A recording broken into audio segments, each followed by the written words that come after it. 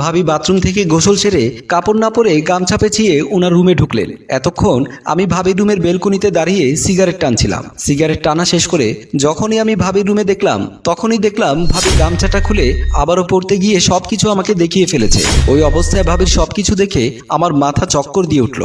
আমি সেন্সলেস হয়ে গেলাম, ফ্লোরে লুটিয়ে পড়লাম। ভাবি এখন কি করবে কুল কিনারা খুঁজে পাচ্ছে না।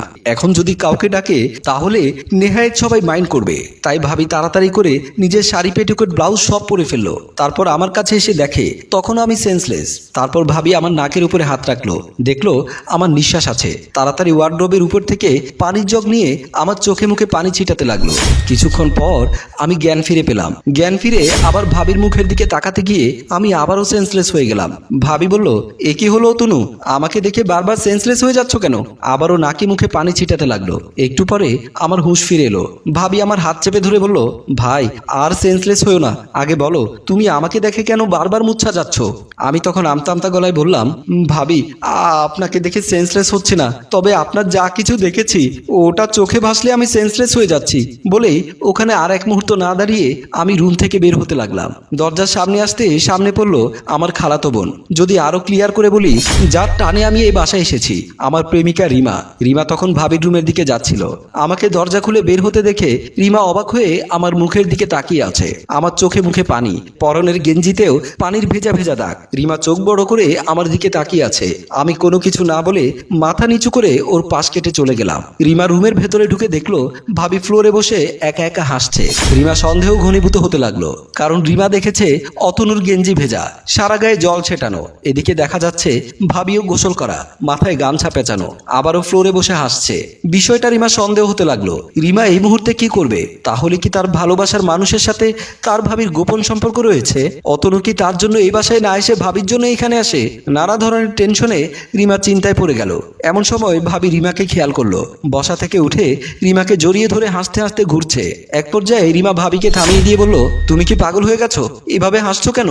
কি জন্য হাসছি সেটা বলা যাবে না, তবে আমি আজকে বুঝতে পেরেছি আমি কতটা সুন্দর। রিমার মাথা আরো ঘুরতে লাগলো। রিমা বলল, অনেক হয়েছে, তোমাকে মা ডাকছে। বলেই রিমা চলে আসলো। রিমা নিজের রুমে বসে এসে খাটের উপরে পড়ে কাঁদতে লাগলো। সে অতনুকে অনেক ভালোবাসে। রিমা এতদিন জেনে এসেছে অতনু চরিত্রবান পুরুষ। সে রিমাকে ছাড়া কাউকে বোঝে না। এমনকি অনেকবার রুমে একা পাওয়ার পরেও সে কখনো রিমার বডি টাচ করেনি। সে অতনু আজ কিভাবে ভাবির সাথে এসব করতে পারলো? রিমা কাঁদতে কাঁদতে বালিশ ভিজিয়ে ফেলছে। ড্রয়িং রুমে বসা ছিল মোমেন সাহেব ও ইমা বেগম। ইমা বেগম মোমেন সাহেবকে পানের বাটা থেকে পান বানিয়ে দিচ্ছিল। এমন সময় সেখানে আসলো বড় ভাবি। ভাবি এসে শাশুড়িকে জিজ্ঞেস করলো, মা আপনি নাকি আমাকে ডেকেছেন? হ্যাঁ, আমার বোনের ছেলেটা অনেকদিন পর বেড়াতে এসেছে। ফ্রিজে কি কি আছে? কয়েক টুকরো রুই মাছ আর কিছু ফার্মের মুরগির গোশত আছে। গরু গোশত নেই? গরু গোশত থাকবে কোত্থেকে? গত সপ্তাহে তো তোমার ছোট ভাই এসেছিল, তাকে দুদিন ধরে নাক ডুবিয়ে খাইয়েছো। এরপর যাওয়ার সময় আরো 2 কেজি গোশত তার ব্যাগে ঢুকিয়ে দিয়েছো। দেখো, আমার ভাইদের নিয়ে উল্টোপাল্টা কথা বলবে না। আমার ভাই এবং ভাইয়ের বইরা সারা বছরে মিলে 2-1 দিনের বেশি থাকে না। তোমার ভাই তরুণ এসেছে, যে সারা মাস পরে থাকে, তখন তো আমি কিছু বলি না। মা আপনারা হয়তো ভুলে যাচ্ছে এখানে আমি দাঁড়িয়ে আছি। আর বলিও না বৌমা, তোমার শ্বশুরকে বিয়ে করে আমার জীবনটা একেবারেই শেষ হয়ে গেছে। তোমার শ্বশুরের সংসারে এসে আমার সব স্বাদ আহ্লাদ বিসর্জন দিতে হয়েছে। আমাকে বিয়ে না করলে মনে হয় কোনো মন্ত্রী মিনিস্টারের সাথে তোমার বিয়ে হতো। চুপ, কোনো কথাই বলবে না। ছেলের বউ একটা দাঁড়িয়ে আছে, তার সামনে কি বলতে কি বলবে হুঁশ থাকে না। মা এখন রাতে কি রান্না করবো বলেন? তুমি গিয়ে অতনুকে জিজ্ঞেস করে দেখো ও কি গরুর গোশত খাবে নাকি ভালো কোনো মাছ আনবো। ও যেটা খেতে চায় সেটা জেনে বাবুকে ফোন করো, সে যেন অফিস থেকে আসার সময় বাজার করে নিয়ে আসে। ওই ঘটনার পর ভাবি আমার সামনে আসতে লজ্জা পাচ্ছে। তাই ভাবি আমার খালাম্মাকে বলল, মা আপনি একটু অতনু ভাইকে ডেকে জিজ্ঞেস করে দেখেন না উনি কি খাবে। তুমি জিজ্ঞেস করলে সমস্যা কি? আসলে ভাবি কিভাবে বিষয়টা খালাম্মার কাছে বলে, তাই নিরুপায় হয়ে রিমাকে দিয়ে বলানোর জন্য রিমার রুমের দিকে গেল। রিমা তখনও খাটের উপরে শুয়ে শুয়ে কাঁদছিল। কাঁদতে কাঁদতে চোখ ফুলিয়ে ফেলেছে। বড় ভাবি এসে ওর পিঠে হাত দিতেই ও চমকে উঠল। বড় ভাবিকে দেখে ওর মাথাটা আরো গরম হয়ে গেল। কি ব্যাপার ভাবি, তুমি এখানে কেন এসেছো? ওমা, আমি তোর এখানে আসলে কি সমস্যা আছে? সমস্যা নেই, তবুও হুট করে কেন আসবে? আমি মেয়ে মানুষ, তুইও মেয়ে মানুষ। মেয়ে মানুষের রুমে মেয়ে মানুষ আসতে অনুমতি নিয়ে আসতে হবে নাকি? ভাবির সাথে বেশি কথা বলতে ওর ভালো লাগছে না। তাই রিমা বলল, কি জন্য এসেছো সেটা বলো। ভাবি বলল, শোন না, মা বলেছে অতনুকে জিজ্ঞেস করে দেখতে। সে রাতে কি খেতে চায়, গরু গোশত নাকি ভালো কোনো মাছ? রিমা বলল, সব শক্তি যখন অপচয় করে ফেলেছে তাহলে গরু গোশতই খাওয়াও। ভাবি অবাক হয়ে গেল, বলল, সব শক্তি অপচয় করে ফেলেছে মানে? রিমা বলল, যে বোঝেও না বোঝার ভান করে তাকে বুঝিয়ে কি লাভ? আমিও তো পেঁচাল মার্কা কথা বুঝি না। তুই একটু গিয়ে অতনু ভাইকে জিজ্ঞেস করে দেখ না। আমি পারবো না, তুমি গিয়ে জিজ্ঞেস করো। আমার না ওর সামনে যেতে লজ্জা লাগছে। কথাটা শুনে রিমার মাথা আরো খারাপ হয়ে গেল। রিমা মনে মনে ভাবতে লাগলো, দুজন মিলে আজ যা করেছো তাতে তো লজ্জা লাগারই কথা। রিমার তখন ইচ্ছে করছিল একটা কিছু দিয়ে ভাবির মাথায় বাড়ি দিতে। অতনু না হয় ছেলে মানুষ, ছেলেরা ভোমরার মতো যে ফুল পায় সেই ফুলে বসতে চায়, কিন্তু ভাবির জন্য তো ভাইয়া রয়েছে। আমার বড় ভাই কি ভাবির মনের আশা পূরণ করতে পারে না? আমার বড় ভাই কি ভাবির মনের জ্বালা, দেহের জ্বালা মেটাতে পারে না? ভাবি বলল, কিরে কেঁদে কেঁদে কি ভাবছিস? যা না অতনুকে জিজ্ঞেস করে দেখ না। আমার মন ভালো নেই, আমি পারবো না, তুমি গিয়ে জিজ্ঞেস করো। বলেই রিমা উঠে চলে গেল। রাতে আমরা সবাই খেতে বসেছিলাম। যথারীতি বাবু ভাই আমাকে জিজ্ঞেস করলো, অতনু তুই এখন কিসে পড়িস? ভাইয়া এবার এমবিএ লাস্ট সেমিস্টারে আছি, রেজাল্ট ভালো করলে আমার অফিসে একটা সিভি জমা দিয়ে রাখিস। দেখি বড় স্যারকে সুপারিশ করে তোকে একটা ভালো পজিশন নিয়ে দিতে পারি কিনা। তুমি শুধু ওর জন্যই ভালো চাকরি খোঁজো, আমার জন্য কোনো চাকরি তোমার খুঁজতে হবে না। তুই কি লেখাপড়া করিস? আমার বোনের ছেলে তো সারাদিন লেখাপড়া নিয়ে ব্যস্ত থাকে। তুই যদি ভালো রেজাল্ট করতি তাহলে তোর মামাকে বলে তোকে সিটি কর্পোরেশনের কোনো চাকরিতে ঢুকিয়ে দিতাম। মা, তোমার ভাই সিটি কর্পোরেশনের সুইপারদের হেড, উনি নিশ্চয়ই সুইপারের চাকরি ছাড়া আর কোনো ভালো চাকরি আমাকে ব্যবস্থা করে দিতে পারবে না। তোরা বাপ ছেলেরা আমার ভাইদের সব সময় হেয় করে কথা বলিস। তোর বাপের গোষ্ঠী কি এমন জজ ব্যারিস্টার হয়েছে? একটা বাজারে ফার্মের মুরগির দোকান দিয়েছে, আর একটা মানুষের জমিনে পাওয়ার টিলার চালায়। তোমাদেরকে না একবার বলেছি খাবার টেবিলে বসে কথা না বলতে? খাওয়ার সময় কথা বললে রহমতের ফেরেশতারা নারাজ হয়। সবাই চুপচাপ হয়ে খেতে লাগলো। এমন সময় রিমা খেয়াল করে দেখে ভাবি অতনুকে এক টুকরো গোশত তুলে দিচ্ছে। অতনু বলছে, আর দিও না ভাবি, আমি আর খেতে পারবো না। না ভাই, তোমার আরো বেশি করে খেতে হবে, তোমার অনেক বেশি শক্তি দরকার। পাশে বসা রিমার মাথায় 1000 ভোল্টেজের তারে শক লাগলো। সাথে সাথে সে বলে উঠলো, অতনু শক্তি লাগবে কেন ভাই? ওর কি শক্তি কম আছে? আরে বাবা, লেখাপড়া করতে গেলে অনেক শক্তি প্রয়োজন হয়। আমি ক্লাস 8 পর্যন্ত পড়তে গিয়ে হারে হারে টের পেয়েছি। বৌমা, তুমি অতনুকে আরো দাও। এরা বাপ ছেলে মেয়ে কেউই আমার বাপের বাড়ির লোকের খাবার পছন্দ করে না। তোমাদেরকে খাওয়ার সময় চুপ থাকতে বলেছিলাম। খালাব্বার ধমক খেয়ে সবাই যে যার মতো চুপচাপ খেতে লাগলো। আর রিমা আমার দিকে একবার আর ভাবির দিকে একবার তাকিয়ে প্লেটে জল ঢেলে দিয়ে উঠে চলে গেল। খাওয়া দাওয়া করার পর আমি ছাদে দাঁড়িয়ে ধূমপান করছিলাম, কারণ আমার খালাদের ঘরে কেউ ধূমপান করে না, সেটা আমি আগেই বলেছি। বিশেষ করে বিজয় মোটেও পছন্দ করে না, তাই ছাদে হেঁটে হেঁটে ধূমপান করছিলাম। আমি পেছনে ফিরতে দেখলাম আমার খালাতো বোন রিমা, যাকে ভালোবেসে খালাদের বাড়িতে আমি এসেছি, সেই রিমা দাঁড়িয়ে রাসেলস ভাইপারের মতো ফোঁস করছে, যেন মনে হচ্ছে এক্ষুনি আমাকে ছোবল দিয়ে মেরে ফেলবে।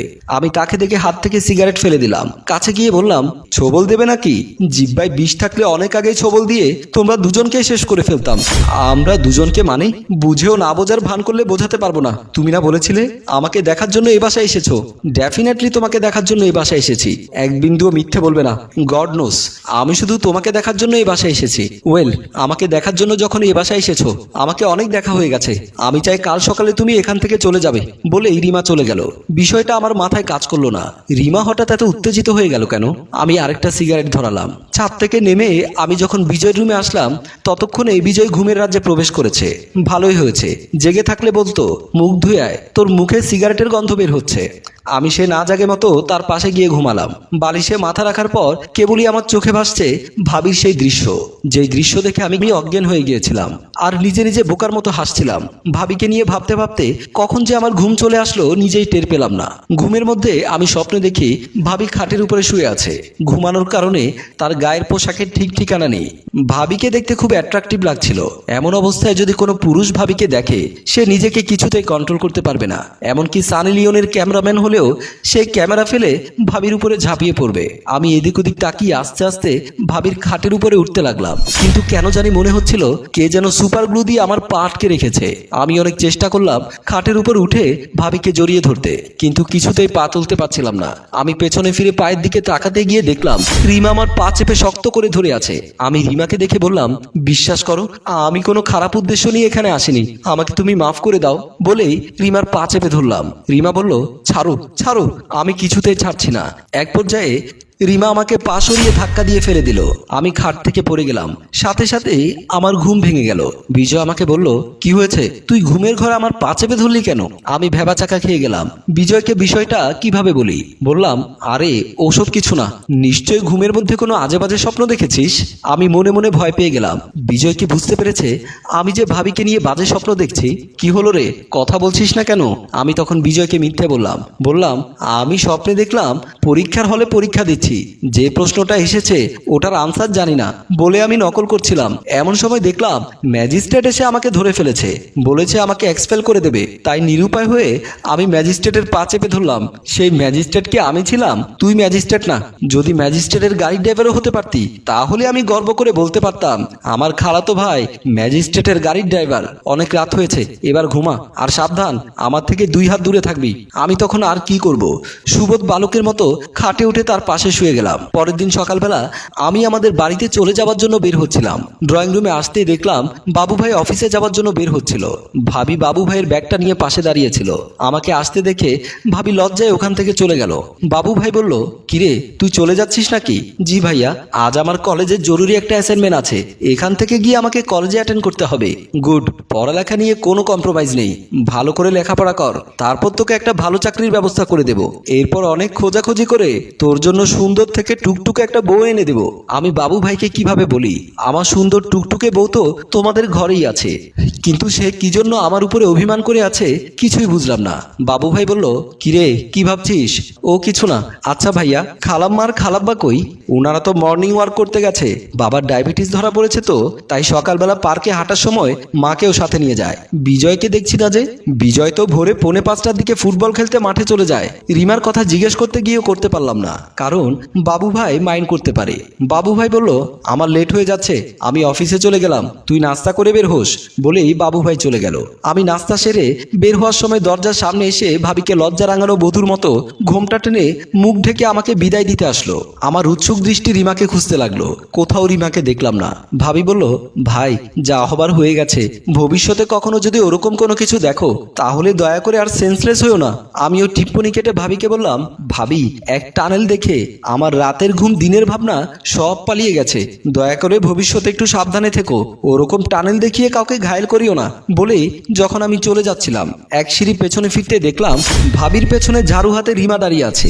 বন্ধুরা, প্রথম পর্বের ব্যাপক সাফল্যের পর আপনারা দ্বিতীয় পর্ব দেখতে চেয়েছেন, তাই আপনাদের চাওয়াকে সম্মান জানিয়ে আমরা দ্বিতীয় পর্ব নিয়ে আজকে হাজির হলাম। আপনারা যদি এই গল্পের তৃতীয় পর্ব দেখতে চান তাহলে দয়া করে কমেন্ট বক্সে লিখে জানান। আমরা আবারও আপনাদের চাওয়া পাওয়াকে সম্মান জানিয়ে তৃতীয় পর্ব নিয়ে আগামী পরশু ঠিক এই টাইমে এই পেজে হাজির হব এবং আপনার মূল্যবান কমেন্টগুলো আগামীকাল ঠিক দুপুর 2টার লাইভে এসে পড়ে শোনাবো। আমাদের সাথে সরাসরি যুক্ত হতে আগামীকাল দুপুর 2টায় আমাদের পেজে লাইক দিয়ে রাখুন। ভালো থাকবেন, সুস্থ থাকবেন, ধন্যবাদ।